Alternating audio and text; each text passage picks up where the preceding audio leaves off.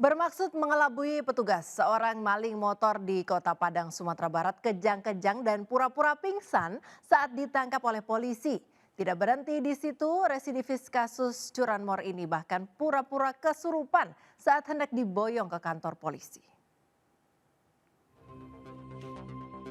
Seperti inilah tingkah pelaku pencurian motor bernama Wildan, 28 tahun, saat ditangkap oleh tim Klewang Satreskrim Polresta Padang di rumahnya di daerah Gunung Pangilun, Kota Padang. Pelaku tiba-tiba saja kejang-kejang dan pura-pura pingsan sehingga dibawa oleh petugas ke Rumah Sakit Bayangkara Polda Sumbar untuk mendapat perawatan medis. Ternyata akting pelaku semakin menjadi-jadi dengan berpura-pura kesurupan saat berada di rumah sakit dengan maksud hendak mengelabui petugas. Residivis kasus curanmor ini bahkan sempat kencing di celana saat hendak diboyong petugas ke Mapolresta Padang karena takut dipenjara. Namun pelaku akhirnya tak dapat mengelak saat petugas memperlihatkan rekaman CCTV saat pelaku beraksi. Pelaku teridentifikasi setelah aksinya mencuri sepeda motor yang terparkir di depan sebuah toko kue di daerah belakang Ulu Padang Barat terekam CCTV. Untuk tersangka sendiri setelah kita interogasi pura-pura kesurupan lalu sampai kencing di dalam celana. Itu sudah diamankan tuh bagaimana untuk barang bukti juga? Untuk barang bukti dan tersangka sendiri sudah kita amankan dan kita serahkan kepada tim Riksa unit Klewang Polresta Padang. Atas perbuatannya pelaku dijerat dengan pasal pencurian dengan pemberatan dengan ancaman hukuman di atas 5 tahun penjara. Dari Padang, Sumatera Barat, Budi Sunandar, iNews melaporkan. Pemirsa, geng motor remaja di Kota Bumi, Lampung Utara membuat warga resah setelah melakukan konvoi sambil mengacung-acungkan senjata tajam. Tidak hanya itu, kelompok remaja ini juga merampas sepeda motor dan ponsel milik warga.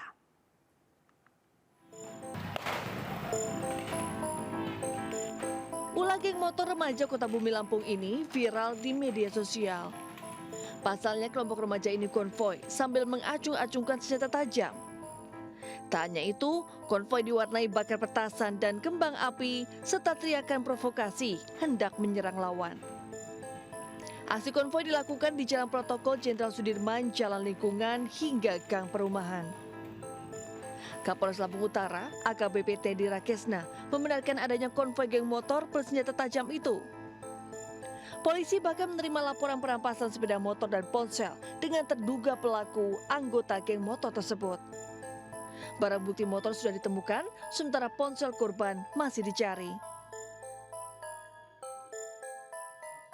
Kalau terluka sih enggak ya, tapi kalau barangnya hilang memang ada laporan kita. Laporannya pencurian dengan kekerasan. Ada handphone dan motor. Tapi untuk motor sudah ketemu, tinggal handphonenya sedang kita cari. Apakah salah satunya ulah mereka, Pak? Dari hasil BAP ya, dari hasil BAP. Tapi untuk kekerasan tidak ada ya.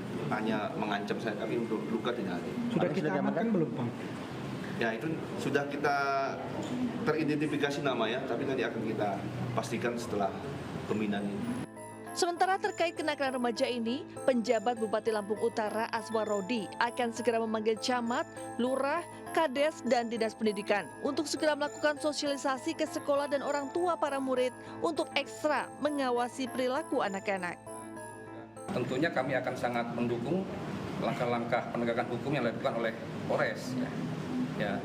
Sekali lagi prinsipnya kami tetap mengedepankan upaya-upaya pencegahan dalam melaksanakan sosialisasi dengan melalui guru dan kepala desa.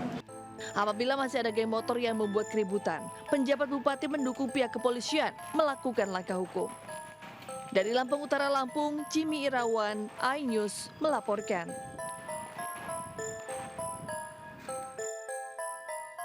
Pemirsa, seorang pria di Kabupaten Pringsewu, Lampung membuat acara pesta untuk perceraiannya. Pesta perceraian yang berlangsung meriah lengkap dengan panggung hiburan itu justru dilaporkan oleh mantan pasangannya karena dinilai melakukan pencemaran nama baik dan juga dijerat Undang-Undang ITE.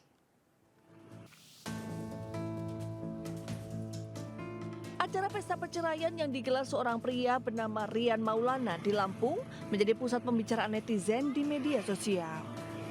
Acara perceraian berlangsung secara mewah dan meriah, ditaksir mengeluarkan biaya sekitar 50 juta rupiah. Layaknya sebuah pesta, acara itu memasang tenda serta panggung hiburan untuk keluarga, teman-teman, dan tamu yang hadir. Sejumlah karangan bunga dari kerabat dan temannya juga tampak menghiasi dan berjejer di sepanjang jalan sekitar panggung acara perceraian. Diketahui Rian Maulana baru menikah pada 3 Maret 2024 atau sekitar 4 bulan lalu. Pesta itu terselenggara atas dasar bentuk permintaan maaf mungkin sama keluarga saya, karena kan sebelumnya mungkin dengan keluarga ngobrol, dinasihati mungkin agak kurang mendengar lah gitu. Cuman setelah saya mengambil keputusan sendiri, mungkin keputusan itu kurang tepat. Maka dari itu ya udah saya ngadain acara ini cuma untuk kumpul keluarga aja, untuk senang-senang kayak gitu. Pasca acara pesta perceraian, Rian Maulana dilaporkan mantan istrinya ke pihak berwajib, diduga telah melakukan pencemaran nama baik dan Undang-Undang ITE. Dari Pringsewu Lampung, Andreas Avandi, iNews melaporkan.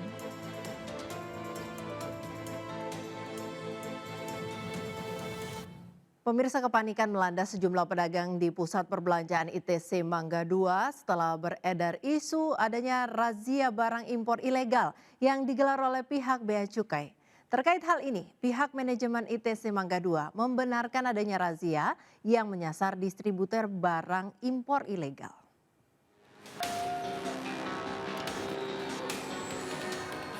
Inilah video yang beredar di media sosial memperlihatkan kepanikan para pedagang atau pemilik toko yang berusaha melindungi barang dagangannya.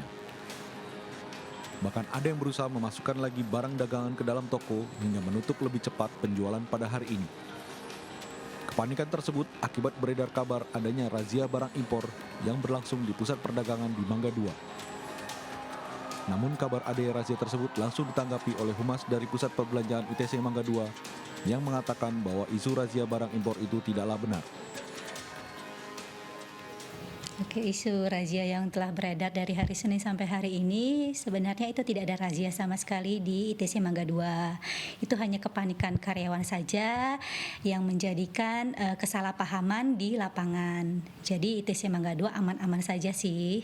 Nah, kebetulan hari ini tadi pihak Bea Cukai ada mendatangi kami, memberikan klarifikasi, memberikan pengertian sebenarnya yang akan dirazia itu apa-apa saja. Nah, kalau ITC Mangga 2 kan ini pusat perbelanjaan retail. Pedagang-pedagang kecil itu tidak termasuk ke dalam ruang lingkup untuk dirazia. Irawati menambahkan bahwa razia dilakukan untuk distributor bukan pedagang retail yang berada di ITC Mangga 2. Sampai hari ini, pedagang barang impor masih berdagang seperti biasanya. Dari Jakarta, Nisa Sahid, Indra Purnama, iNews melaporkan. Sementara itu pemirsa, puluhan lapak pengepul barang bekas yang juga dijadikan sebagai tempat tinggal di Kebayoran Lama, Jakarta Selatan terbakar. Pasca kejadian, puluhan korban terpaksa mengungsi karena tempat tinggal mereka ludes terbakar.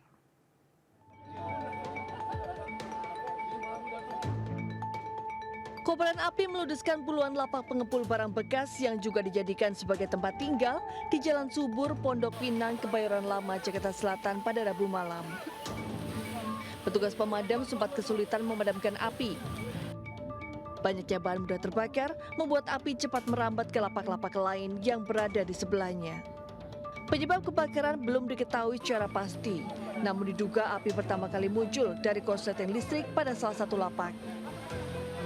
Ada korsleting gitu? Ya, awalnya dari sini. Awalnya lapak sini gitu, ada korsleting listrik gitu. Habis itu kebakaran satu lapak, merembet lah sana. merembet ke yang lainnya. Bang, ada korban jiwa bang?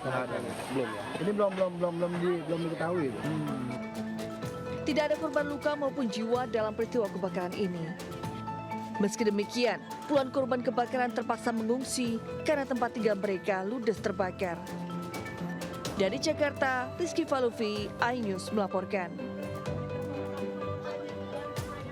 Pemirsa, puluhan warga terlibat adu mulut dengan anggota TNI karena tidak terima dilarang bermain perosotan di Bendungan Pleret, Simongan Barat, Kota Semarang. Kedelapan warga yang terlibat kericuhan akhirnya meminta maaf dan dikenai sanksi wajib lapor selama 1 bulan.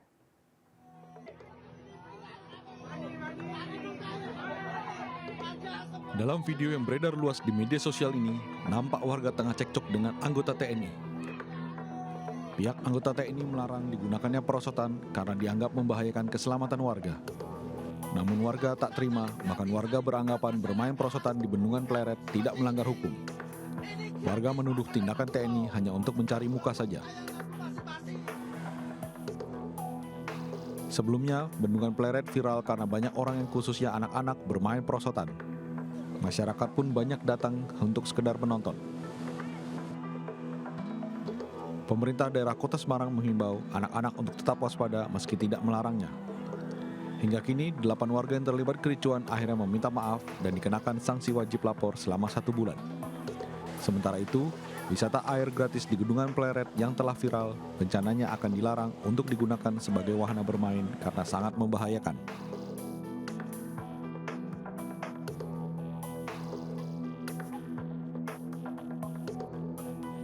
Dari Semarang, Jawa Tengah, tim liputan iNews melaporkan.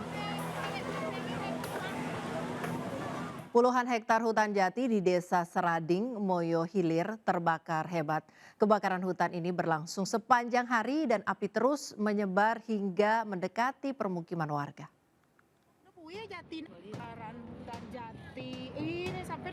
Beginilah detik-detik puluhan hektar hutan jati di kawasan Desa Serading, Kecamatan Moyo Hilir, Kabupaten Sumbawa terbakar yang direkam salah seorang pengendara. Diduga, kebakaran hutan jati tersebut terjadi mulai sore hingga malam hari dan sumber api belum diketahui dari mana asalnya. Kebakaran tersebut terus meluas hingga mendekati perumahan warga. Mengantisipasi penyebaran api, Dinas Pemadam Kebakaran dan Penyelamatan Kabupaten Sumbawa menurunkan 2 unit mobil pemadam kebakaran. Butuh waktu berjam-jam untuk memadamkan kobaran api yang terus menjalar. Hal ini disebabkan karena lahan di lokasi kering akibat kemarau ditambah angin yang cukup kencang. Kita ke sini untuk melakukan pemadaman. Untuk saat ini api sudah terlokalisir di saluran. Kemudian tinggal kita menunggu bola api apakah lari ke arah karena masih di dalam lahan. Kendaraan tidak bisa masuk ke sampai sana. Upaya pemadaman dilakukan Dinas Pemadam Kebakaran dibantu personel TNI Polri Polres Sumbawa. Mengingat lokasi kebakaran tersebut berada pada 2 kecamatan, yaitu Kecamatan Moyo Hilir dan Kecamatan Punter Iwes. Dari Kabupaten Sumbawa, Nusa Tenggara Barat, Topan Iswandi, iNews melaporkan. Penangkapan 2 ekor ular kobra di atap rumah warga di Pandeglang, Banten berlangsung dramatis. Ular berbisa yang bersembunyi di plafon rumah sempat lepas dari jepitan alat petugas damkar saat berusaha diamankan.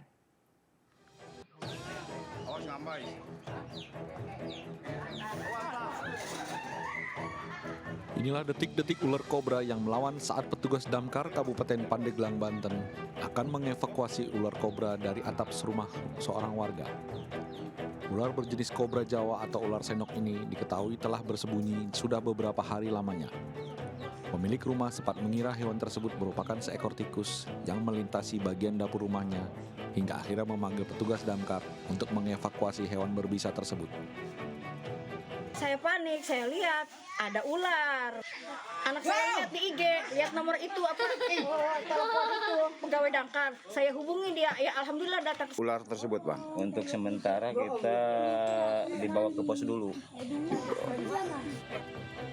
Menurut petugas damkar, ular ini akan disimpan di kantor damkar untuk kemudian akan dilepas liarkan ke habitatnya.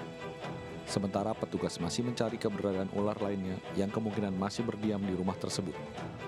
Petugas meminta kepada warga untuk menghubungi pihaknya jika menemukan hewan liar di sekitar pemukiman rumah mereka.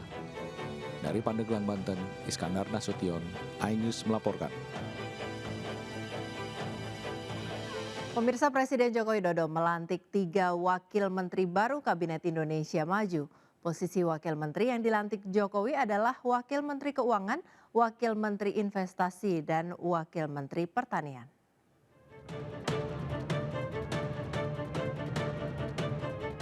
Pelantikan dan pengambilan sumpah 3 wakil menteri dilakukan Presiden Joko Widodo di Istana Kepresidenan Kamis siang. Pelantikan 3 wakil menteri berdasarkan Kepres nomor 45/2024 tahun 2024. 3 pejabat yang dikukuhkan Jokowi adalah Thomas Jiwandono dilantik sebagai Wakil Menteri Keuangan, Sudaryono dilantik sebagai Wakil Menteri Pertanian,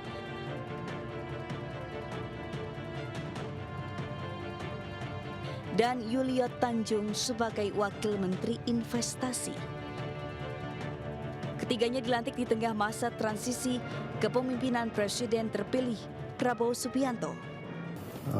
Hari ini saya diangkat sebagai Wakil Menteri Keuangan 2 ya, di Kementerian Keuangan oleh Bapak Presiden Joko Widodo. Peran ini adalah untuk menunjukkan kontinuitas dari Presiden Joko Widodo dan Presiden terpilih. Untuk itu saya akan bekerja erat dengan Ibu Menteri Keuangan, Ibu Sri Mulyani. Dari Jakarta, Ismalia Bagus Anyus melaporkan.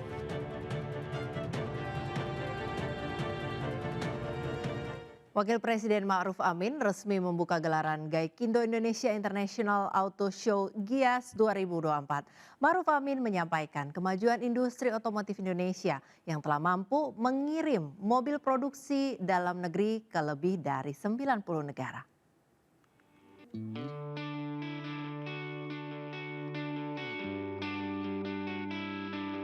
Gaikindo Indonesia International Auto Show GIAS 2024 resmi dibuka Wakil Presiden Ma'ruf Amin. Dengan demikian pembukaan Gaikindo Indonesia GIAS merupakan pameran otomotif terbesar di dunia yang diikuti oleh lebih dari 55 merek kendaraan, terdiri dari 30 merek kendaraan penumpang, 5 merek kendaraan komersial, dan 20 merek sepeda motor. Wakil Presiden Ma'ruf Amin mengapresiasi penyelenggaraan GIAS 2024 yang dinilai sebagai bentuk kemajuan industri otomotif Indonesia yang saat ini telah mampu mengirim mobil produksi dalam negeri ke lebih dari 90 negara. Saya pertama mengapresiasi penyelenggaraan pameran ini karena ini kalau tadi saya dengar terbesar kedua di dunia di luar Shanghai ya. Jadi ini luar biasa ini dan banyak tadi saya lihat hampir semua merek mobil ini sudah diproduksi di Indonesia dan ekspornya sudah ke 90 negara. Sementara itu Gaikindo berterima kasih atas dukungan yang diberikan pemerintah terhadap industri otomotif dalam negeri. Namun Gaikindo berharap agar pemerintah dapat memberikan insentif mobil hybrid untuk mendorong angka penjualan yang terus meningkat. Jadi kami dari Gaikindo telah mengutarakan kepada Pak Menteri dan kemudian tadi didengar langsung juga oleh Pak Wapres. Sebetulnya insentif untuk mobil listrik mobil hybrid sangat diperlukan karena perkembangan mobil hybrid yang di Indonesia cukup pesat. GIAS 2024 berlangsung mulai 18 hingga 28 Juli 2024 yang diselenggarakan di ICE BSD City, Tangerang Selatan, Banten. Pengunjung juga dapat mengikuti sesi test drive untuk mencoba langsung keunggulan performa dan kenyamanan kendaraan. Dari Tangerang Selatan, Banten, Muhammad Zulhilmi, Dederudi, iNews melaporkan. Pemirsa, juara US Open 2023 Ko Ping Chung berhasil mengalahkan atlet biliar nasional Chun Chun pada final 10 Ball Open Turnamen Championship 2024 yang digelar di GRX Pool NKV Bandung, Jawa Barat. Bermain dalam laga 10 bola, Ko Ping Chung menang dengan skor akhir 9-7.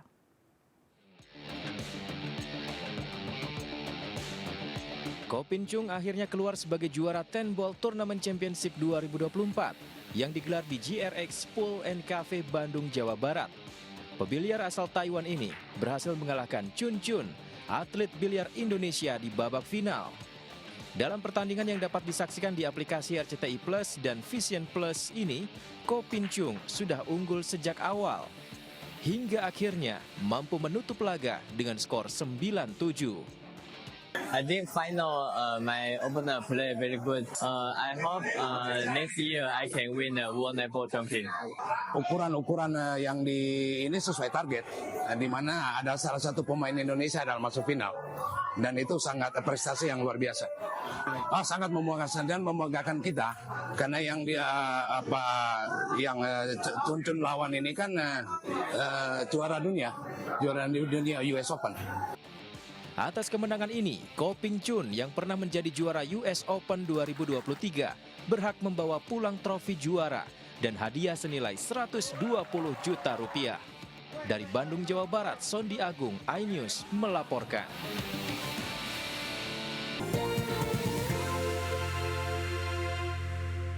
Pemirsa, 2 jelita menguji adrenalin di air terjun Git-Git di Bali Utara.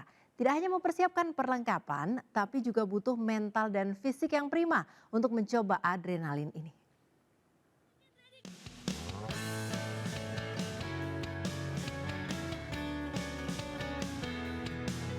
Oke, ready guys. Sekarang kita sudah berada di Kalimuda bersama dengan tim Adventure and Spirit. Betul banget. Ini adalah start point kita buat ke Kalimudanya.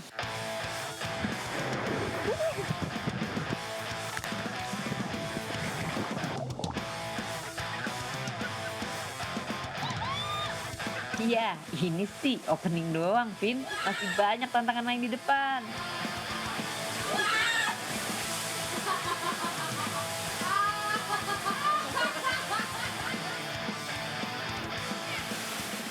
Walaupun licin, gue harus bisa lewatin tantangan ini, Tradikers.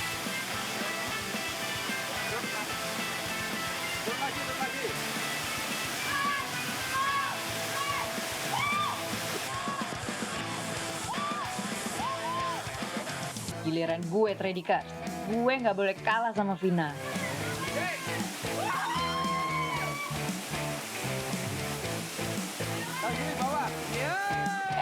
Aduh. Lah, lu kenapa, Mat? Gue hilang fokus nih, Tradikers. Pijakan lo kurang sempurna, Mat. Makanya jadi kepleset.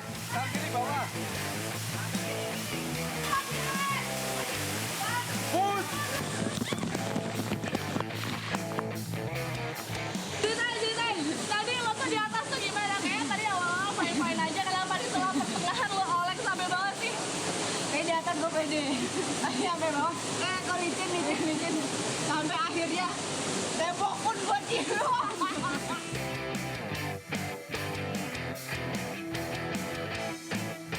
Selalu seperti itu gue. Jadi caranya, tarik nafas. Boleh agak depan sini nggak? Nggak bisa. Dorong kaki depan ya. Vina, just look in the middle of the water. Just look in the pool, you will jump there. Don't worry. Just look in the middle. Wah, Mat, gue jadi semangat nih habis diarahin sama bule ganteng. Oke, gue siap loncat. Ah, lu sih modus, Vin.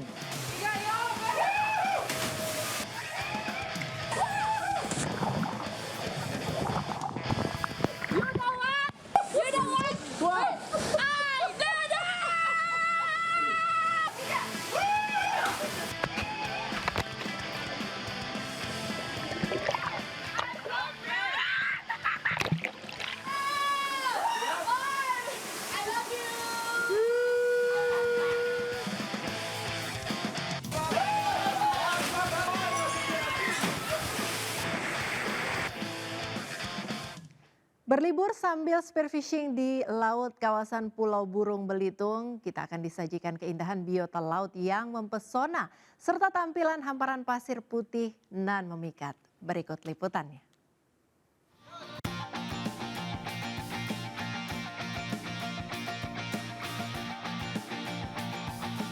Yo, Tradikers, sekarang kita udah siap-siap mau turun. Biasanya ada ikan apa aja di sini, Bang? Kakap, ya, kerapu macan. Terus apa aja yang harus diperhatikan kalau spearfishing, Bang? Yang harus diperhatikan safety, ya. Kita harus pakai masker, fin, wetsuit. Oke. Terus sekarang jangan sampai kesenggol atau Karang ya. jejak ya. Oke, Likers, nggak usah lama-lama. Gue udah nggak sabar banget pengen cetar. Ya, Ban? Yoi. So, ikutin terus hanya di Travel Addict Tanpa batas.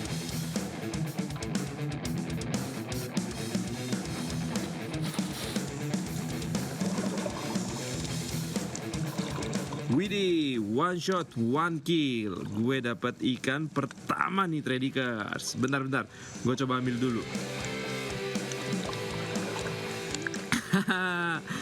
Gue kira ikan yang gue dapat gede, Tradikers. Ternyata kecil dan lepas lagi.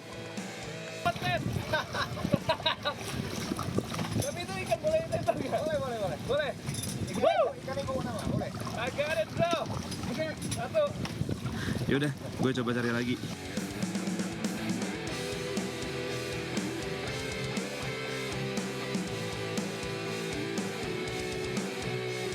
Lo harus dapetin juga. Jangan bikin malu, Tradikers.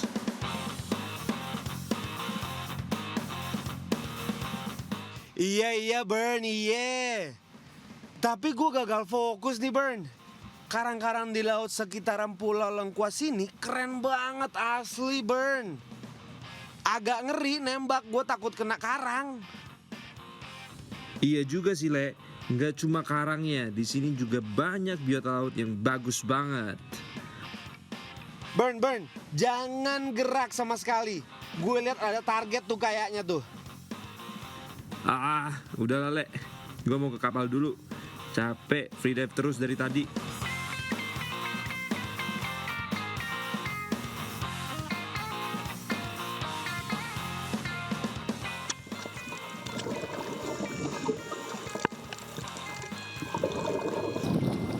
Mulai kayaknya dapet ikan tuh.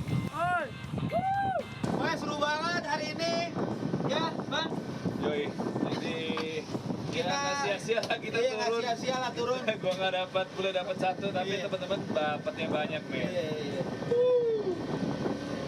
Bayangin tuh segini. Habis ini makan ya? Yoi, pastinya lah. Bakar ya? Makanya saksikan kita terus hanya di Travel Addict.